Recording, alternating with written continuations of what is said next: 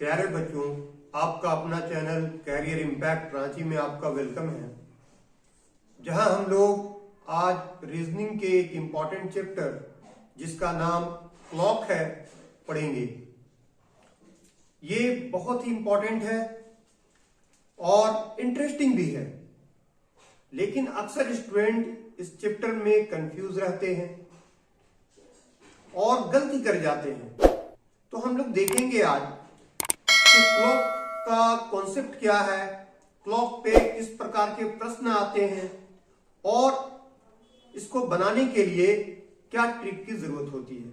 ये सारी बातें आज हम लोग सीखेंगे और आज आपको हम एकदम बेसिक से बताएंगे, जीरो लेवल से बताएंगे, निचले स्तर से बताएंगे, टॉप लेवल तक के कि किस किस तरह के प्रश्न पूछे जाते हैं। ठीक है, तो क्लॉक आप सब जानते हैं, क्लॉक के बारे में क्लॉक देखे भी हैं, जो हम अपने घरों में भी लगा रखते हैं। आज के डेट में हर मोबाइल पे होता है। ठीक है, कुछ लोग आज भी पहनते हैं। तो क्लॉक होता कैसा है वो देख लीजिए। क्लॉक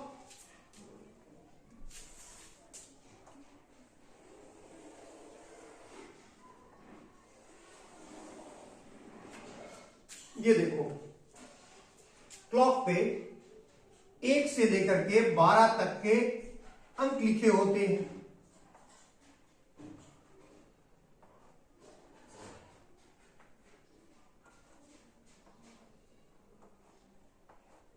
एक से लेकर के 12 तक के 1, 2, 3, 4, 5, 6, 7, 8, 9, 10, 11, 12, चाहे वो इस तरह डिजिट में हो या रोमन लैंग्वेज में हो, इस तरह से देते हैं।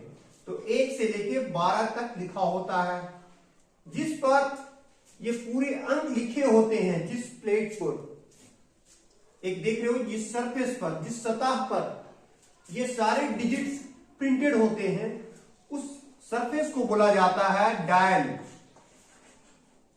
उसे कहते हैं डायल। जिस पर ये जो राउंड सरफेस है, राउंड हो, स्क्वायर हो, ट्रायंगुलर हो, त्रिभुजाकार हो, कोई भी हो, लेकिन 1 से 12 तक के जो अंक लिखे होते हैं, जिस पर लिखा होता है, चाहे वो मेटेलिक हो, चाहे वो प्लास्टिक का हो, पेपर का हो, जिस पर ये प्रिंटेड होता है, लिखा होता है, अंकित होता है, उसे हम कहते हैं डायल। ठीक है, अब देखो, इस पूरे ये में 3 तरह के कांटे होते हैं। एक होता है सबसे छोटा, दूसरा होता है बड़ा और मोटा, और तीसरा होता है बड़ा तो होगा बट पतला होगा। ठीक है, इतना बात समझ में आ गया। देखिए, किसी भी क्लॉक में जो ये 1 से 12 तक लिखी होती है डायल में, 3 तरह के उसमें सुई होते हैं, जिसको कहते हैं हैंड्स ऑफ द क्लॉक। उस सुई का नाम है hands of the clock.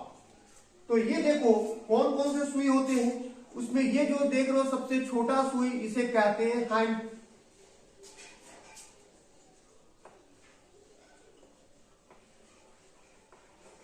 Hand,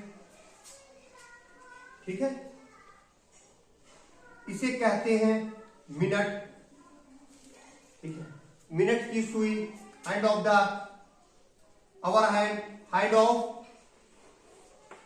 our hand, hour या हैंड ऑफ आवर। घंटे की सुई, ये होता है hand of minute, hand of minute, minute की सुई। और जो सबसे पतला और बड़ा होता है, इसे कहते हैं second, hand of second. Hand of second, second Hindi में वो ऐसे कहते हैं घंटे की सुई, घंटे की सुई, घंटे की सुई, इसे कहते हैं मिनट की सुई,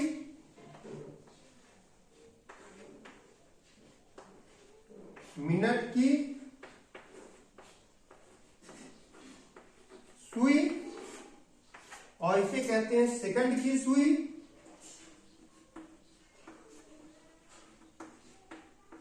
सेकंड की सुई। तो ये तीन तरह की सुई होती है, किसी भी क्लॉक में तीन तरह की सुई होती है। कौन कौन सा? घंटे की सुई, मिनट की सुई और सेकंड की सुई। क्लियर है?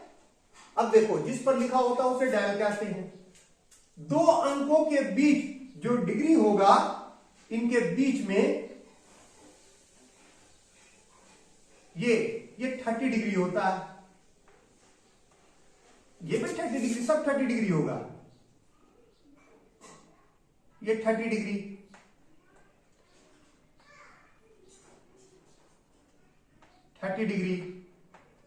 मतलब दो अंकों के बीच की जो दूरी होती है वो 30 डिग्री होती है, और पूरा जो होता है ये 360 डिग्री होता है, 360 डिग्री होता है। इतना बात समझ में आ गया? क्लियर है? अच्छा, इसमें से जो सबसे फास्ट भागता है वो भागता है सेकंड हैंड, जो 1 मिनट में वो पूरा 360 डिग्री की दूरी तय कर लेगा।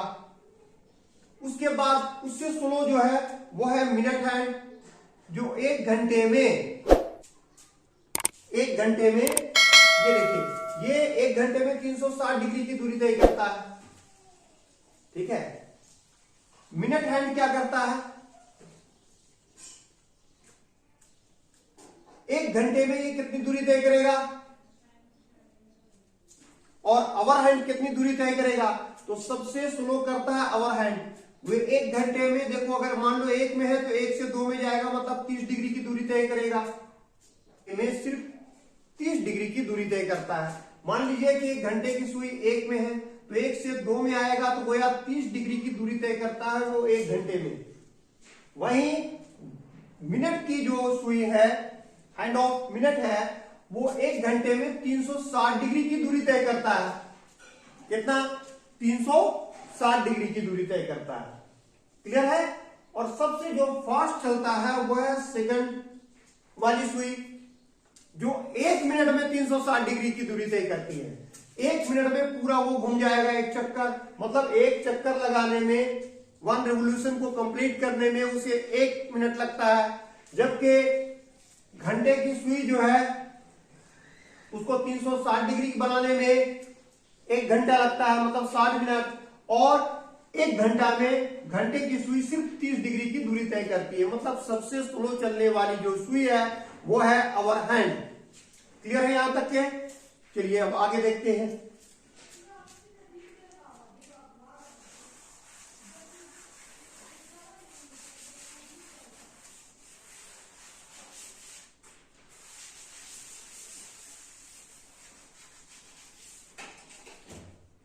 अब देखिए, स्पीड ऑफ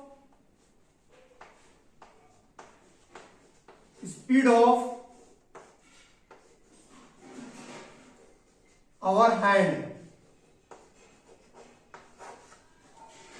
मतलब घंटे की सुई की गति,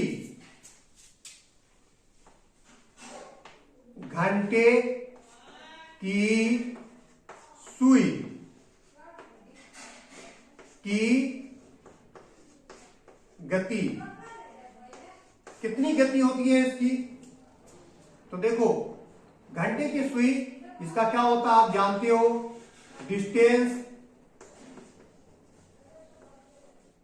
बाय टाइम।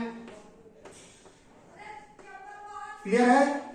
अब देखो, डिस्टेंस कितनी दूरी तय कर रही है घंटे की सुई? 1 घंटा में 30 डिग्री, तो ये 30 डिग्री की डिस्टेंस कवर किए कितना देर में? 60 मिनट में।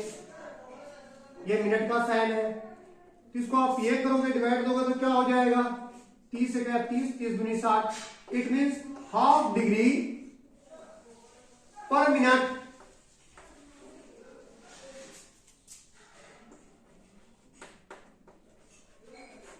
पर मिनट, एक मिनट में आधा डिग्री की दूरी तय करती है कौन, अवर हैंड। अब आइए मिनट हैंड पे, अब मिनट हैंड पे देखें हम,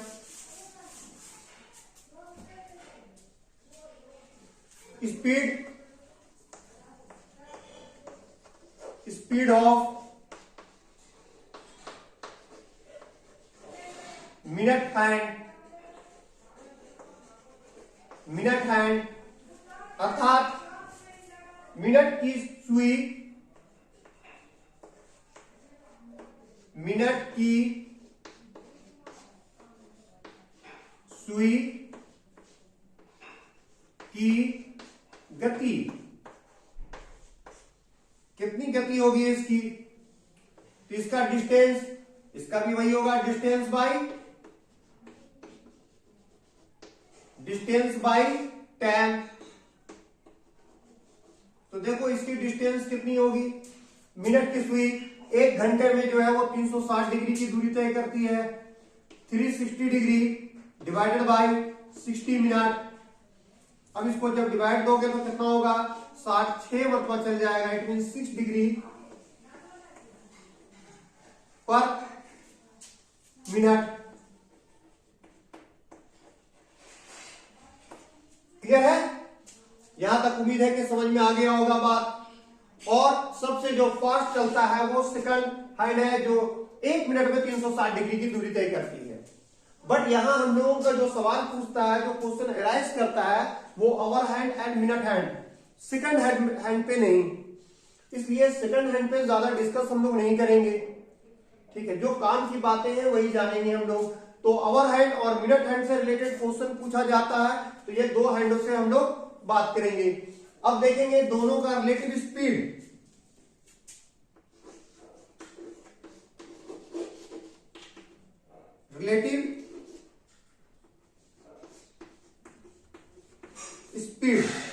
किसका, hour hand minute hand, relative speed of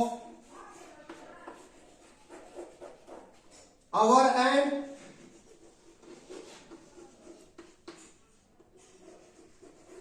minute hand, अर्थात घंटे एवं मिनट की सुई के बीच का अपेक्षित गति, रिलेटिव स्पीड, हिंदी में इसको शॉर्ट में लिख देते हैं अपेक्षित गति, अपेक्षित गति किनके किनके बीच, घंटे की सुई एवं मिनट की सुई के बीच। तो अपेक्षित गति कितनी होगी इनकी, तो दोनों के बीच का डिफरेंस कितना है, ये है 6 डिग्री पर मिनट और वो है हाफ डिग्री पर मिनट। दोनों को जब सॉल्व करोगे तो आपका हो जाएगा 5.5 डिग्री पर मिनट।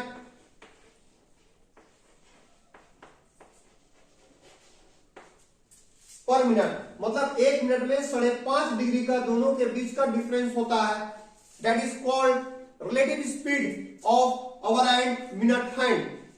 अवर हैंड और मिनट हैंड के बीच जो अपेक्षित गति होती है वो 5.5 डिग्री पर मिनट होती है। क्लियर है, चलिए और कुछ बेसिक चीजों के बारे में जानते हैं हम लोग।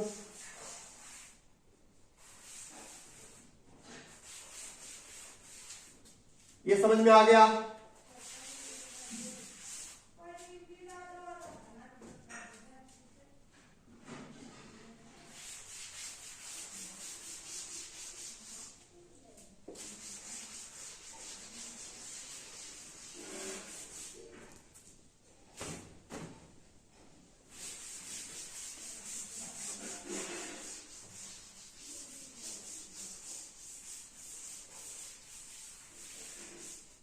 चलिए अब देखिए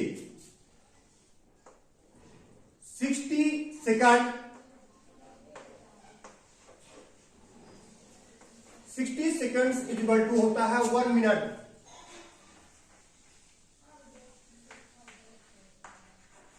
1 मिनट, 60 सेकंड बराबर 1 minute, and 60 minutes equal to होता है 1 hour, 1 hour, and 1 hour equal to होगा, सॉरी 24 आवर इक्वल टू होगा 1 day, 1 day, and 7 days is equal to होगा 1 वीक, 1 वीक, एक सप्ताह, ठीक है, एंड 30 डेज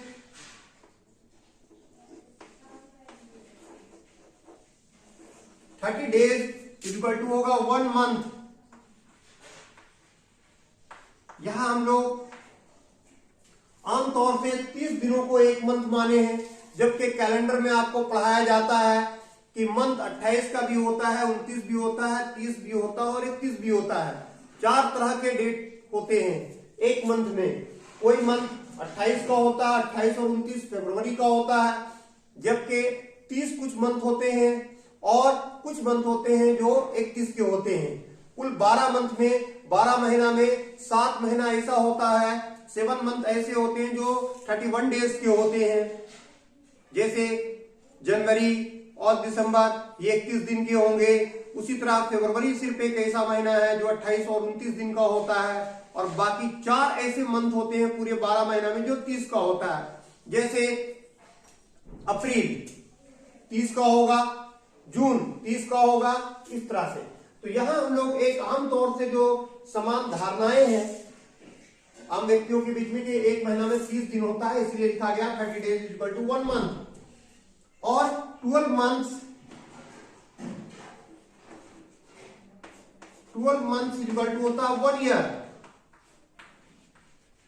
1 ईयर, क्लियर। और एक साल में 365 दिन होता है, आमतौर से 365 डेज, ईयर इक्वल टू होता है 1 ईयर, लेकिन इस ईयर को बोला जाता है नॉर्मल ईयर, नॉर्मल ईयर। और 366 डेज का जो होता है बराबर भी होता है 1 ईयर, इसे कहते हैं लीप ईयर,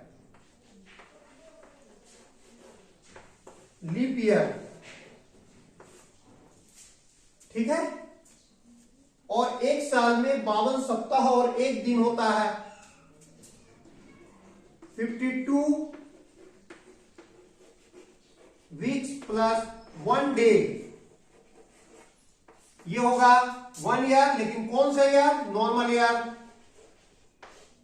नॉर्मल ईयर मतलब सामान्य वर्ष, नॉर्मल ईयर। और 52 वीक्स प्लस 2 डेज होगा, तो इसे कहते हैं 1 ईयर, लेकिन इस ईयर को कहते हैं लीप ईयर।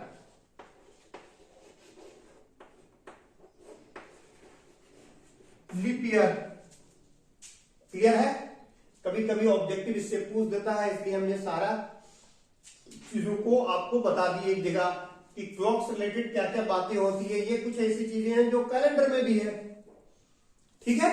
चलिए अब आगे हम लोग देखते हैं।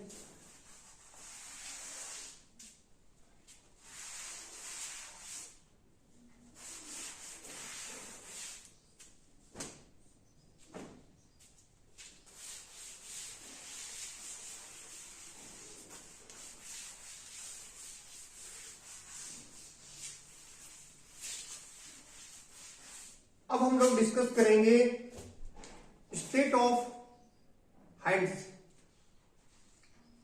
सुई की अवस्था या घड़ी की अवस्था बोलो, ठीक है।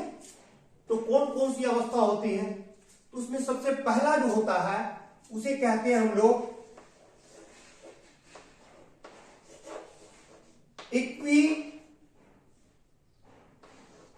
इक्विनॉक्सियल स्टेट। इक्विनॉक्शियल स्टेट ऑफ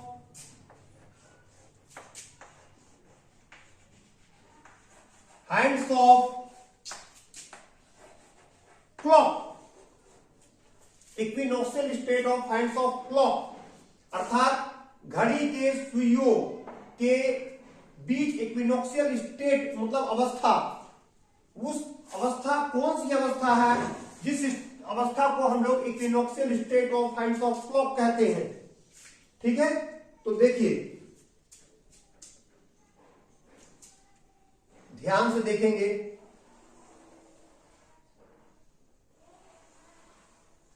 ये क्लॉक है जिसमें 1 से लेके 12 तक के अंक लिखे होते हैं, डिजिट प्रिंटेड होते हैं। कौन कौन सा? 1 2 3 4 5 6 7 8 9 10 11। थोड़ी सी गलती हो गई, फिर से देख लो, नंबरिंग देने में गलती कर गए।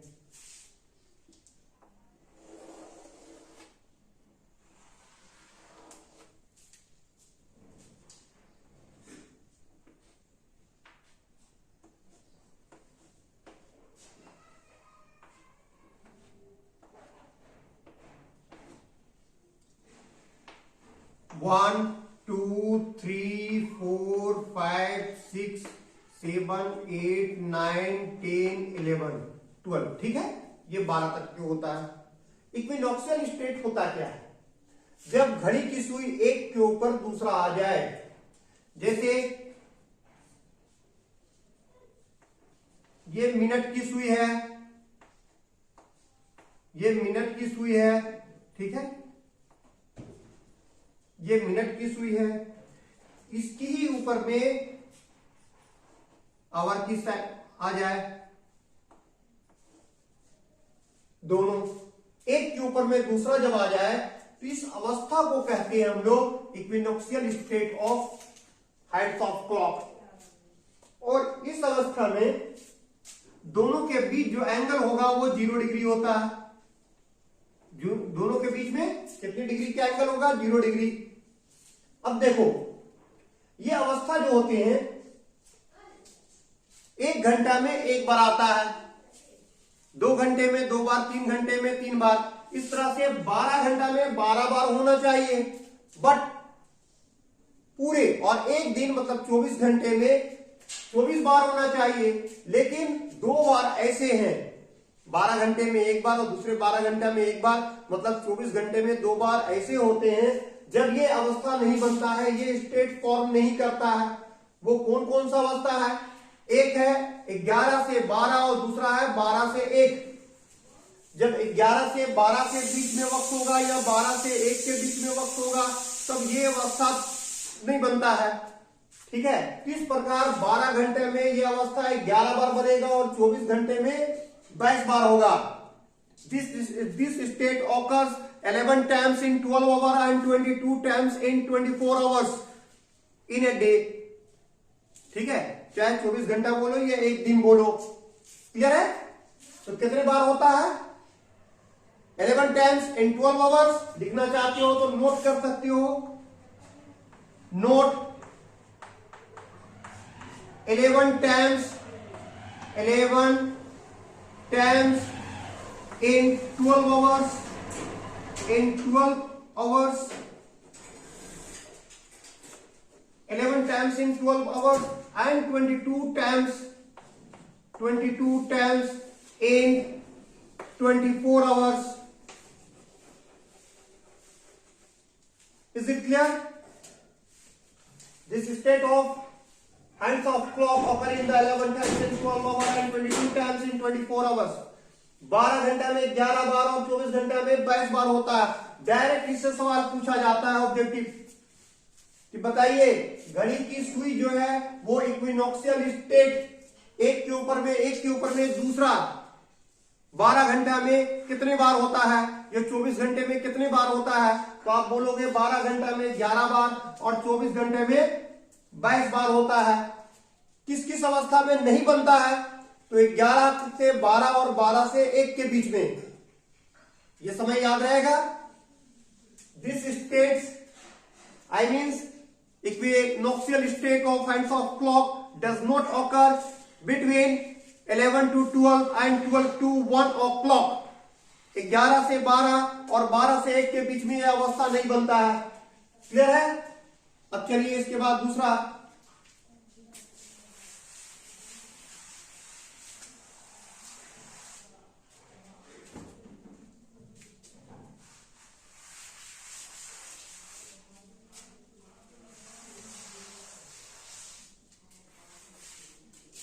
अब सेकंड पढ़ेंगे reverse.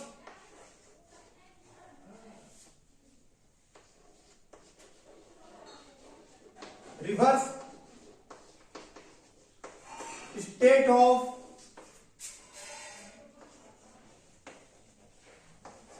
Hands of clock. Reverse state of hands of clock, घड़ी के सुइयों के बीच विपरीत अवस्था ये कब होता है, इसके बारे में जानो। जैसे मान लो ये घड़ी है,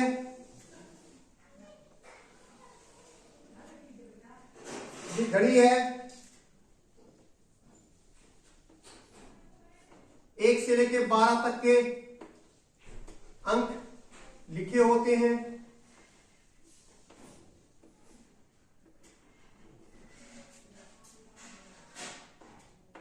बारह, 1, 2, 3, 4, 5, 6, 7, 8, 9, 10, 11, 12। ठीक है। अब देखो इस 1 से लेके 12 तक के जो लिखे होते हैं, ये रिवर्स स्टेट कब होता है? रिवर्स मतलब विपरीत। ये विपरीत होगा क्या? घड़ी की एक सुई ऊपर और ठीक दूसरे सुई उसके नीचे। दूसरे सुई क्या होगी? ठीक उसका नीचे। 2 रंग से कर देते हैं ताकि आपको क्लियर हो जाए।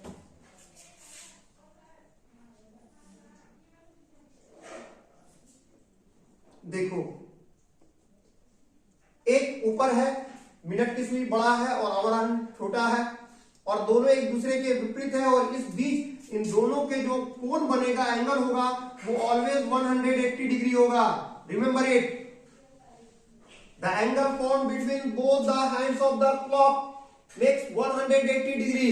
इन दिस सिचुएशन, इस सिचुएशन पर, इस स्टेट पर 180 डिग्री का कोण बनाता है, और इक्विनॉक्शियल स्टेट में 0 डिग्री का, याद रखोगे। तो एक दूसरे से विपरीत होता है। अब देखो एक दूसरे से विपरीत जो है, हर 1 घंटे में 1 बार होगा, तो 12 घंटा में 12 बार, और 24 घंटा में 24 बार होना चाहिए। बट 2 ऐसी अवस्थाएं हैं, एक 2 ऐसी अवस्था है या स्टेट है जिस वक्त ये विपरीत अवस्था में नहीं आते, एक दूसरे का अपोजिट नहीं बनता है। कौन कौन सा? 6 से 7 और 5 से 6। 5 से 6 और 6 से 7 के बीच जो है ये अवस्था, ये स्टेट ऑकर्स नहीं होता है। Is it clear? The reverse state of hands of clock, it means कि 12 घंटा में 11 बार बनेगा और 24 घंटे में 22 बार। क्यों? क्योंकि पूरे 24 घंटे में 2 बार नहीं बनेगा। ठीक है। तो reverse state of hands of clocks makes 11 times in 12 hours and 22 times in 24 hours, and it does not occur between 5 to 6 and 6 to 7 o'clock. ये 5 से 6 और 6 से 7 के बीच नहीं बनता है। क्लियर है? नोट करना है, नोट कर लीजिए। नोट, ये रिवर्स क्या होता है? 11 times, 11 बार बनेगा। 11 times in 12 hours, in 12 hours, and 22 times, 22 times in 24 hours. It does not occur between, कब कब नहीं बनेगा? Between 5 to 6 o'clock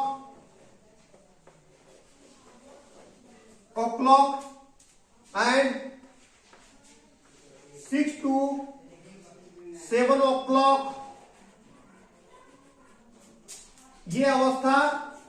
बनता है। क्लियर है? 5 से 6 और 6 से 7 के बीच में। यही वजह है कि 2 बार कट जाएगा। 24 बार बनना चाहिए 24 घंटा में, एक दिन में, लेकिन 82 बार बनता है। क्लियर है? उम्मीद है समझ में आ गया होगा। चलिए आप नेक्स्ट देखते हैं।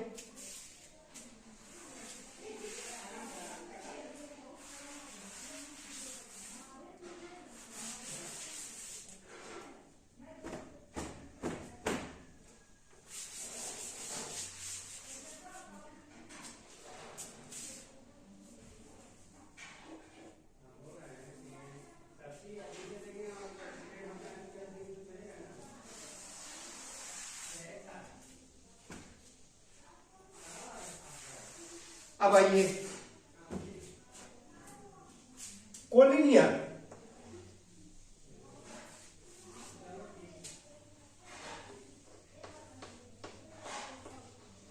कोलिनियर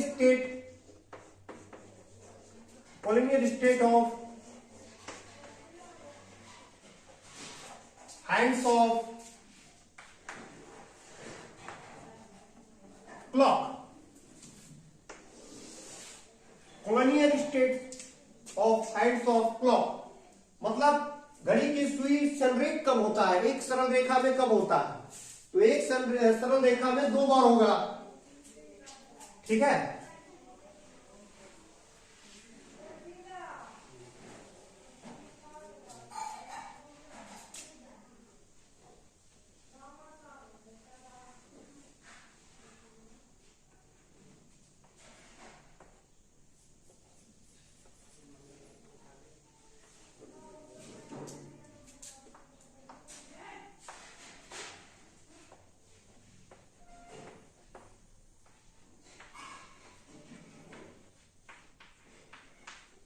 देख लो, यह अवस्था 2 बार होता है। Collinear state of hands of clock 2 बार होगा, मतलब 2 ऐसी अवस्था होगी। एक तो उस वक्त होगा जब एक सुई के ऊपर कोई दूसरा सुई आ जाए, एक सुई के ऊपर दूसरा सुई हो जाए, या ऐसा हो कि एक सुई दूसरे सुई का विपरीत हो, इस तरह से।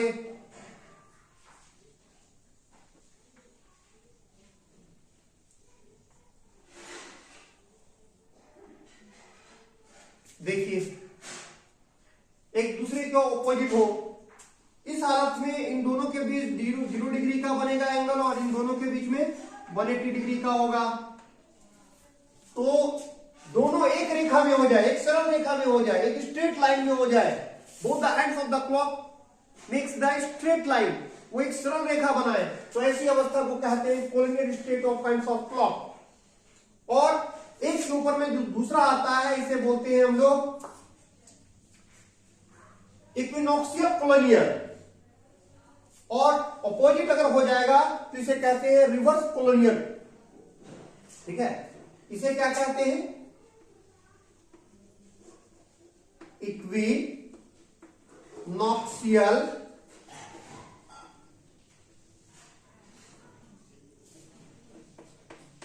कोलिनियर, और इसे कहते हैं रिवर्स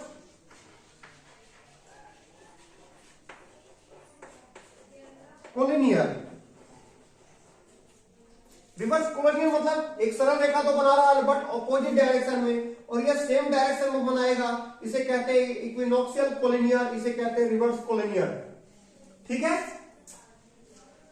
अब ये भी देखो, ये पूरा क्या होगा, ये भी 12 घंटे में 11 बार और 24 घंटे में 22 बार होगा। ठीक है? इसलिए शॉर्ट से लिख लीजिए इसको, फिर बताने की जरूरत नहीं पड़ेगा मुझे कि ये 12 घंटा में 11 बार और 24 घंटे में 22 बार होता है, 2 बार नहीं होता है। ठीक है? चलिए अब टाइम को किल किए बगैर आगे बढ़ते हैं। इंपॉर्टेंट नेक्स्ट जो इससे ज्यादा इंपॉर्टेंट है वो बता दें आपको हम।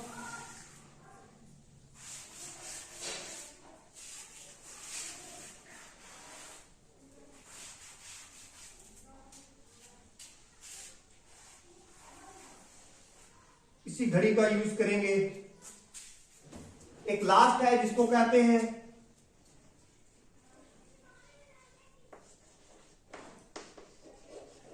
State of right angle, state of right angle of hands of clock, घड़ी के सुइयों के बीच 90 डिग्री की अवस्था, state of right angle of hands of clock, घड़ी के सुइयों के बीच 90 डिग्री की अवस्था। तो 90 डिग्री की अवस्था कैसी होगी? जैसे सपोज दैट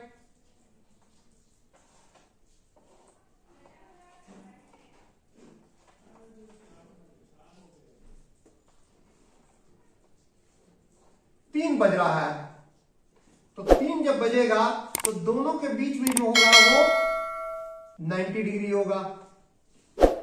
तो ऐसी अवस्था, ऐसा सिचुएशन, अवस्था मीन्स सिचुएशन, स्थिति कब आता है? जब दोनों घड़ी की सुइयों के बीच 90 डिग्री का कोण हो। तो याद रखें, ये सिचुएशन जो होता है वो 12 घंटा में, बल्कि हर 1 घंटे में 2 बार बनता है, तो 12 घंटा में 24 बार होना चाहिए और 24 घंटे में 48 बार। बट ऐसा होता नहीं है। दो ऐसे सिचुएशन होते हैं जब ये घड़ी की सुई 90 डिग्री का कोण नहीं बनाता है। एक 2 बजे 2 o'clock और दूसरा 4 o'clock 4 बजे। 2 बजे और 4 बजे के बीच जो होता है, 2 बजे और 4 बजे दोनों सुई 90 डिग्री का कोण नहीं बनाता है। तो 1 घंटा में 2 बार होता है, टोटल 12 घंटा में 24 बार होना चाहिए।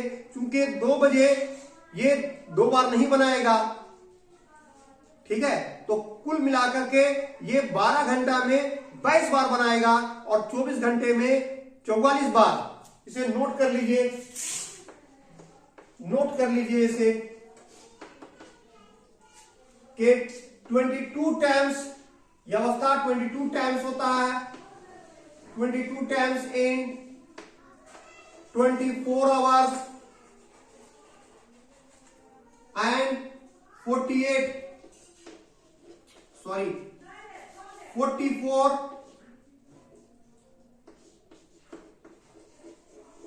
times in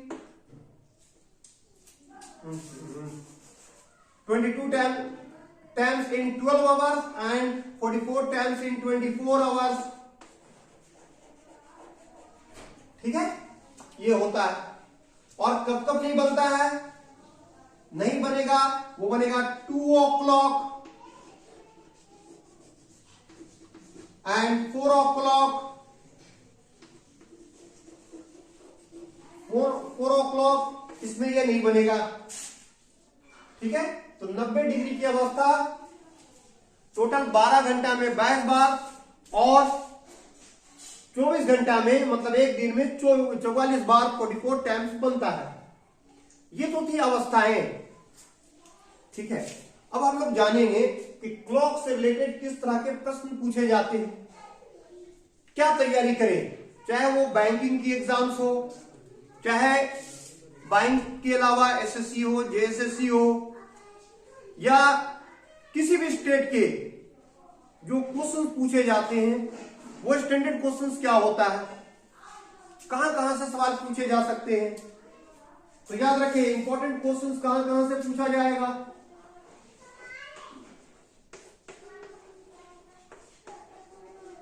important questions,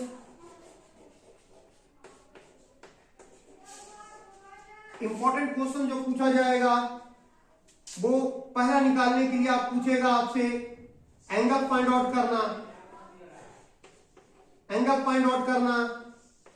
number 2 में टाइम फाइंड आउट करना, ठीक है। Determine the time between the given angle, जो कोण दिया उसके बीच में टाइम आपको फाइंड आउट करना होगा। फिर इसके बाद आपको पूछ सकता है, पहला तो कोण निकालने के लिए, दूसरा आपको टाइम निकालने के लिए, एंगल दिया होगा टाइम निकालना है, और अगर टाइम दिया है तो एंगल निकालना है। बाद में हम आपको बताएंगे सब, और इनके शॉर्ट ट्रिक्स भी बताएंगे। तीसरा क्या है कि कोई टाइम दिया हुआ है, उसका मिरर इमेज क्या होगा? मिरर इमेज मतलब दर्पण प्रतिबिंब किसका? क्लॉक का, याद रखोगे। वाटर इमेज,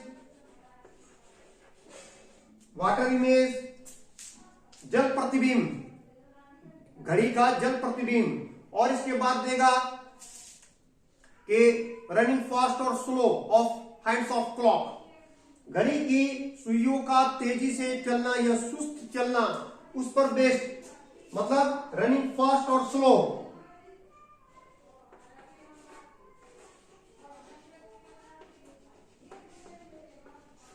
रनिंग फास्ट और स्लो, रनिंग फास्ट और स्लो ऑफ हैंड्स, हैंड्स। और 6 एक नहीं लिख रहे हैं, वो है मिसलेनियस, विविध प्रश्न। इससे संबंधित कुछ सिचुएशन अब देगा आपको और उस सिचुएशन पर आधारित प्रश्न पूछेंगे।